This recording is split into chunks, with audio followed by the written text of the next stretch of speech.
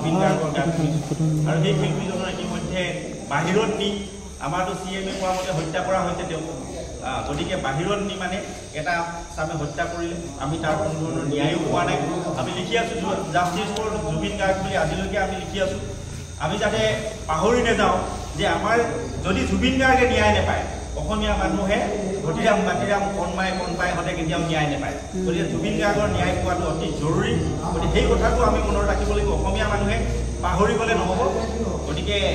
আমি সকলোকে অনুৰোধ কৰিম অন্তত জুবিন গাৰ্গৰ ন্যায়ৰ ক্ষেত্ৰত আমি কম্প্ৰমাইজ নকৰোঁ আৰু কাইলৈ যিহেতু জুবিন দাৰ মৰমৰ চিনেমা জুবিন দাই কৈছিল যে অসমীয়া মানুহে এইখন চিনেমা প্ৰতি ঘৰ মানুহে চাবলৈ যাব লাগিব তেওঁ অনুৰোধ কৰিছিল যে তেওঁ এখন মিউজিকেল চিনেমা বুলি কৈছিল খুব সুন্দৰ এখন চিনেমা তেওঁ বনাইছিলে ৰৈ ৰৈ বিনালে যিখন চিনেমা তেওঁ সপোন আছিল সেই সপোন তেওঁ এৰি থৈ গৈছে আৰু সেই সপোনে এতিয়া পূৰ্ণ ৰূপ পাইছে কাইলৈৰ পৰা ৰৈ ৰৈ বিনালে চিনেমা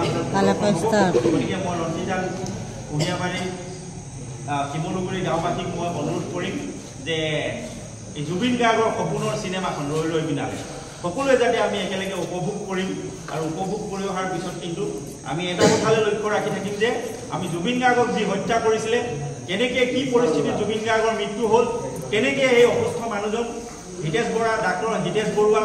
নেমকেয়াৰ হস্পিটেলৰ তেওঁ কৈছিলে যে জুবিন গাৰ্গৰ কেইবাবাৰো চিজাৰ আহিছিলে এবাৰতো তাক হস্পিটেলত পৰি থাকোঁতে আমি অসমীয়া মানুহে ঘৰে ঘৰে বন্তি জ্বলাইছিলোঁ আশীৰ্বাদ কৰিছিলোঁ যাতে আমাৰ প্ৰাণৰ শিল্পীজন সোনকালে সুস্থ হৈ উঠে আমি চাকিটো জ্বলাইছিলোঁ নহয় জানো গতিকে সেই প্ৰাণৰ শিল্পীজন এতিয়া চিৰদিনৰ কাৰণে তেওঁ জীৱন বন্দী নুমাই গ'ল গতিকে সেই শিল্পীজনৰ ন্যায় আমাক লাগিব গতিকে অকল চিনেমাখন চালেই আমি চাই পাহৰি নাযাম কিন্তু জুবিন গাৰ্গ পৰিয়াল যেতিয়ালৈকে ন্যায় নহ'ব তেতিয়ালৈকে অসমীয়া মানুহৰ লগত অন্যায় হ'ব বুলি আমি এই কথাটো ভাবি ল'ম আৰু আমাক ন্যায় লাগিব সকলোৱে যাতে সষ্টম হৈ থাকে উচ্চাৰ হৈ থাকে জুবিন গাৰ্গক ন্যায় দিয়াটো আমাৰ কিন্তু অসমীয়া মানুহৰ প্ৰতিজনৰ উদ্দেশ্য উচিত তাৰ লগতে মই পুনৰবাৰ আপোনালোকলৈ বেছি দীঘলীয়া নক'ল যিহেতু আপোনালোকে ঘৰত যথেষ্ট কাম আছে ইয়াত আপোনালোকে ৰিহাৰ্চেল কৰিলে পুনৰবাৰ আপোনালোক সকলোকে ৰাস মহোৎসৱৰ শুভেচ্ছা জ্ঞাপন কৰি পুনৰবাৰ আপোনালোক সকলোৰে শ্ৰীচৰণত মই ভক্তি কৰা সেৱা নিবেদন কৰি আপোনালোকৰ